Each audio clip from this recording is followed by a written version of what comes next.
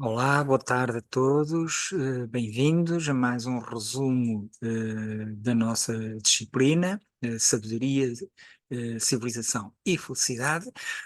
Hoje da aula de 18 de abril, de ontem, e para isso vamos, como habitualmente, compartilhar a tela, que é para vocês terem acesso aos slides. E pronto, e aqui estamos. Vamos começar então com o nosso resumo. Nós tínhamos visto aquele modelo das 4 funções psicológicas básicas, com aqueles elementos todos, há que chamar a atenção para os seguintes aspectos. Se nós queremos perceber o ser humano, isto é, nós próprios ou os outros, não podemos desprezar nenhum destes elementos. E até possivelmente haverá alguns que não estão incluídos no modelo. O modelo é muito completo e por isso é que eu partilhei convosco. Mas pode haver coisas que não estejam ali incluídas. Tenhamos sempre isso em atenção. O modelo é sempre uma simplificação. Ora, e qual é a utilidade deste modelo? Eu descrevi na semana passada como é que era constituído o modelo. Hoje eu vou explicar como é que ele é útil. De forma muito simples. Na semana passada eu expliquei começando pela sobrevivência e indo por esta numeração, as necessidades, emoções, competências, resultados. Agora a utilidade disto é ao contrário. Nós, se tiver, partirmos de um comportamento negativo, e atenção, este comportamento negativo pode ser de outro adulto, de nós próprios ou de uma criança. Serve para os 3 casos. Podemos também usar isto para nós próprios. Se houver um comportamento negativo, a primeira pergunta que nós podemos pensar em pôr, perdão, é se houve alguma coisa no ambiente que facilitou esse comportamento negativo ou que inibiu o comportamento positivo. O que é os facilitadores? Os encorajamentos, o grupo, a pressão do grupo, como inibidores, a crítica e a pressão do grupo também, não é? Crítica que pode ser autocrítica ou crítica ao outro. Podemos começar por indagar se houve algum facilitador inibidor que deu origem ao comportamento negativo. Podemos também, a seguir, ir ver as competências. Portanto, nas competências, podemos perguntar: será que a pessoa sabia fazer melhor? Pensemos na nossa própria experiência. Quantas vezes nós erramos, não fizemos tão bem como deveríamos fazer, eh, apenas porque foi o melhor que a gente conseguiu? E muitas vezes, principalmente com as crianças, se nós com adultos isto acontece, com as crianças muito mais, que não têm a experiência e o saber que nós já adquirimos. Portanto, sempre uma boa hipótese questionarmos se a criança sabia que estava a fazer mal, às vezes sim, outras vezes não, e principalmente se sabia como fazer bem. Né? Pronto, as competências. Se por acaso nada disto ainda servir para detectar, vamos então às emoções. Nós sabemos que a maior parte dos comportamentos negativos têm por detrás emoções negativas. E estas emoções, já sabemos, são as reações do organismo àquilo que lhe está a acontecer. Portanto, podemos nos perguntar o que é que está a acontecer a esta pessoa que está a provocar estas emoções negativas e que provoca, portanto, os comportamentos negativos. E pode ser também, aliás, é também normalmente, reações do organismo ao que está a acontecer em função de necessidades e motivações que podem estar a ser satisfeitas e temos as emoções positivas ou não satisfeitas e temos as emoções negativas e eventualmente comportamentos negativos. Portanto, neste caso, íamos perguntar que emoções negativas existem e que necessidades e motivações é que não estão a ser satisfeitas, fazendo com que o organismo sinta que a sua sobrevivência física, psíquica, social possa estar em perigo. Né? Se nada disto tiver resolvido, der-nos pistas, ainda podemos ver aqueles fatores que são, digamos, o fundo. Da genética não podemos fazer grande coisa, experiências relacionais infantis, pouco também podemos fazer, apenas tentar compreender, ajuda a compreender. As experiências relacionais atuais, sim, aqui pode-se fazer alguma coisa. Nós podemos perguntar, no caso, por exemplo, ser uma criança, o que é que está a passar na escola? Podemos perguntar-lhe se houve algum conflito com um amigo, algum amigo que deixou de ser amigo, se há algum conflito com professores. Experiências relacionais atuais também é uma boa pista para tentar perceber a causa do comportamento negativo. E, finalmente, o estado do corpo. Nós já sabemos a influência que o corpo tem e o seu estado de saúde geral tem, a influência que tem sobre o nosso bem-estar ou mal-estar, que no mau caso mal-estar poderá provocar comportamentos negativos. E pronto, esta é a utilidade. Ou seja, este modelo, no fundo, é um mapa. É um mapa, que nos indica caminhos, direções, que nos vão ajudar a resolver o problema do mau comportamento, de um comportamento negativo, porque, ajuda-nos a identificar a verdadeira causa, a verdadeira origem desse comportamento negativo. Daí considerar que este modelo é muito útil. Pensem nele não como modelo, mas como um mapa para vocês indagarem. Não um comportamento negativo, episódico, desgarrado, mas comportamentos negativos que começam a ser persistentes, começam a prejudicar a vida da própria pessoa ou dos outros. Aí sim, aí podemos ter de facto um problema. Quando o comportamento negativo é desgarrado, não tem muita importância e os próprios sistemas em que as pessoas estão ajudam a resolver sem ser necessária muita nossa intervenção. Mas para problemas comportamentais já um tanto ou quanto persistentes, que prejudicam um tanto ou quanto a vida da pessoa ou dos outros, sim, este modelo, este mapa pode ser extraordinariamente útil. Sim, senhor. Deixo aqui duas perguntas para reflexão. Por que é que as pessoas fazem tantas vezes julgamentos errados a propósito de nós próprios? É fácil, basta pensarmos nas vezes que isso aconteceu e aquilo que nós normalmente pensamos é: esta pessoa não nos conhece, esta pessoa não sabe o que é que eu passei, esta pessoa não sabe o que é que eu estou a passar. Estão a ver? Isto, no fundo, é dizer que a pessoa não tinha aquele mapa, não tinha este mapa e, portanto, não identificou, ao fazer um julgamento errado, não identificou a causa do comportamento que levou a esse julgamento. E aí nós sentimos, portanto, que a pessoa não sabe, não percebe, não nos conhece. A maior parte destes elementos nós não conseguimos. As pessoas não conseguem saber acerca de nós, só conseguem saber se nós falarmos disso. E, portanto, aqui a solução é sempre conversar. Tal como na resposta para a pergunta seguinte, é que nós próprios também fazemos muitas vezes julgamentos errados a propósito dos outros. E atenção, eu diria que como linha de guia, assumir que qualquer julgamento que a gente faça, muito provavelmente estará errado.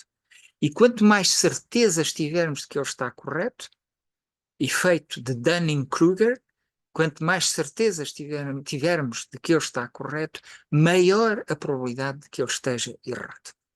Como é que podemos ultrapassar esta questão dos julgamentos? Conversando. Conversando, perguntando à pessoa, estando abertos a ouvir a pessoa. Aí podemos perceber o que é que originou aquele comportamento e podemos ver através daquele mapa, aquele mapa pode ser o guia para a nossa conversa. Saber o que é que a pessoa sente, o que é que a pessoa sabe ou não sabe fazer, que necessidades é que a pessoa está a sentir que não estão satisfeitas, o que é que está a passar atualmente nas suas relações sociais, etc. São tudo pontos que podemos usar na nossa conversa para perceber melhor o comportamento do outro e tentar ajudar a ultrapassar esse comportamento negativo. Muito bem. Mas o que mais perturba individualmente dentro daquelas funções básicas, psicológicas básicas, no fundo são as emoções. As emoções são aquilo que mais perturba, aquilo que mais causa problemas à nossa vida e à vida dos outros. E por isso nós vamos falar das emoções. Vamos falar de algumas emoções e, geralmente, para o que servem. Dividimos aqui emoções positivas e negativas, já sabemos que emoções positivas chamam-se positivas por serem agradáveis, negativas não é porque sejam más, elas são boas, servem sempre para a nossa sobrevivência, como o modelo lá atrás mostra. Reparem, as emoções radicam sempre na satisfação da sobrevivência. Okay? Portanto, não há emoções que podemos chamar de más em si. Elas são negativas porque são desagradáveis. E são desagradáveis para nos alertar para algo que estejamos a fazer mal, para algo que nos estejam a fazer de mal, para algo que nós estejamos, que nos possa pôr em perigo ou ameaçar a nossa sobrevivência física, psíquica, social. As positivas servem para nos encorajar, para continuarmos e persistirmos naquilo que estamos a fazer e que é o que o organismo considera como bom. Digamos que as emoções são, portanto, uma espécie de mensagens. Atenção, o organismo às vezes engana-se e, portanto, nós devemos ouvir sempre as emoções, mas nem sempre acreditar nelas, nem e muito menos nos deixarmos arrastar sem pensamento crítico, nos deixarmos arrastar por elas. Listei aqui 5 emoções positivas e negativas, por uma ordem decrescente de relevância. É uma proposta, não é uma verdade absoluta, cada um terá a sua hierarquia de emoções positivas e negativas, mas alguns investigadores consideram esta uma possível hierarquia. Em primeiro lugar, a alegria como uma emoção fundamental para vivermos com bem-estar. Em segundo lugar, a curiosidade que faz com que nós não paremos no tempo nem no espaço. A curiosidade, e além disso, serve também para evitarmos fazer julgamentos errados, porque ficamos com curiosidade, queremos saber o que é que se passa com a pessoa, em vez de ir logo julgá-la e condená-la. A curiosidade é uma característica típica das crianças mais pequenas e, portanto, enquanto nós mantivermos viva a curiosidade, nós vamos mantendo sempre um espírito bastante jovem.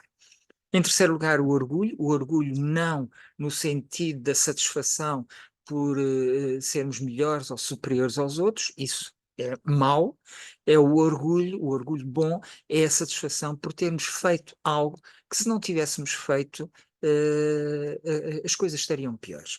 Não quer dizer que aquilo que fizemos esteja bem, pode não estar bem, mas a verdade é que se nós tivéssemos feito, aquilo não estaria, não teria sido realizado. Portanto, o orgulho é essa satisfação, a satisfação de se ter feito algo que foi bom, útil, etc. Confiança, fundamental nas relações sociais. Não há relações sociais sem confiança. Relações sociais gratificantes que ajudam à nossa sanidade mental. Atenção. Portanto, a confiança é outra emoção positiva muito importante.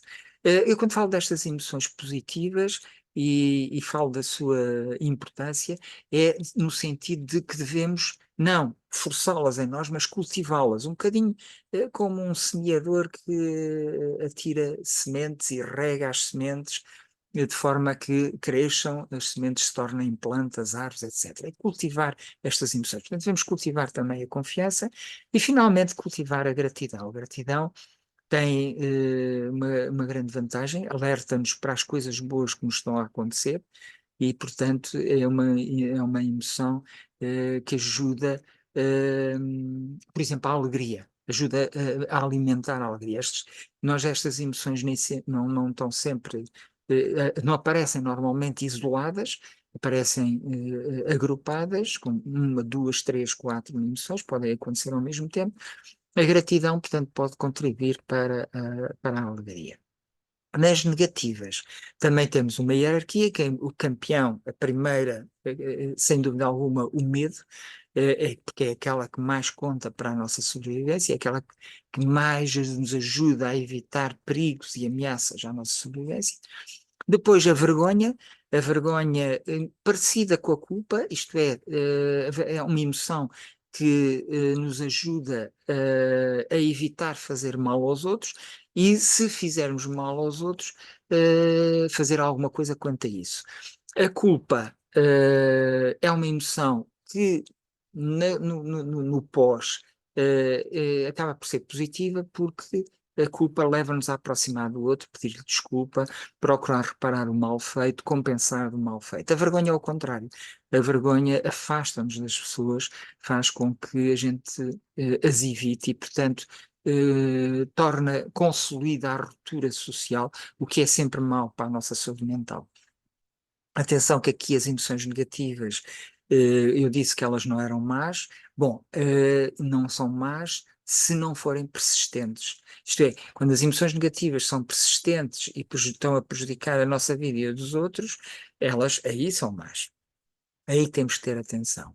Mas quando elas aparecem e desaparecem por coisas que nos vão acontecendo no nosso dia a dia, elas são boas porque nos ajudam a orientar, no sentido de evitar, de resolver problemas, etc. Em terceiro lugar, o nojo, fundamental principalmente para a nossa sobrevivência fisiológica, é porque a gente sentir nojo com um alimento, que evitamos muitos envenenamentos, a sensação de nojo faz com que a gente não consiga ingerir um alimento que nos provocou essa emoção. Relativamente às pessoas, afastam das pessoas, por exemplo, as pessoas tóxicas, não é? A raiva é uma emoção negativa, porque também desagradável, que pode levar à destruição, mas também pode levar a ações positivas. Nós já temos falado sobre isso. Se eu ficar zangado porque está a ser cometida uma injustiça e isso me levar, me motivar a tentar repor a justiça, a raiva aqui tem uma função positiva. Mas normalmente é destrutiva, por isso está nas negativas. E finalmente a tristeza, que tem sido um problema nos últimos anos aqui na nossa civilização, com a depressão, é o correspondente de doença de tristeza. A função da tristeza normalmente é uma função de. eh, Bem, a tristeza vem normalmente de uma perda, perda de um objeto querido, de uma pessoa querida, etc. Perda de uma amizade, enfim. A tristeza faz com que as outras pessoas, pensemos quando vemos uma criança triste, o nosso primeiro impulso é ir confortá-la, consolá-la.